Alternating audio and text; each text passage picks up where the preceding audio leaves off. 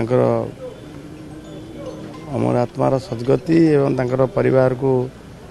भगवान धैर्य दिंतु एभलिया कथा जिते प्रासंगिक नुह ताठू बड़ कथा होची